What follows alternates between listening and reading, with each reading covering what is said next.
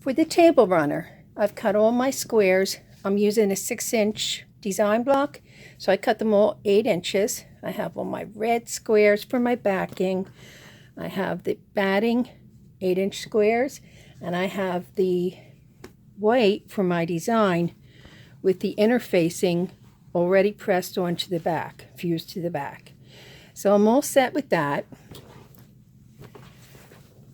And now I'm going to hoop my first design block.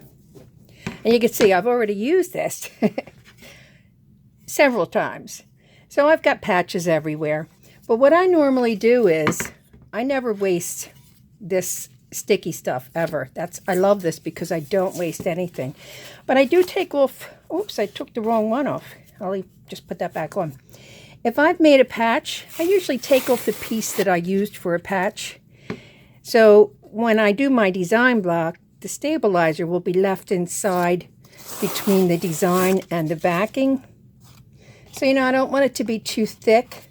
So I just take off the patch, the old patch. And then I get myself a new piece of stabilizer. And I need about that much. So I get a stabilizer. And I save this because I'll patch something with that later. You never waste an inch of this stuff. That's why I love it. And then just take apart your... So I'm floating. So I'm just going to pull off the paper, which I use also for something else I'll tell you about later. And then I just put this on. And make sure you get it nice and flat. I don't stick down both ends all at once. When I'm patching like this, I want to make sure there's no wrinkles or puckers in my patch.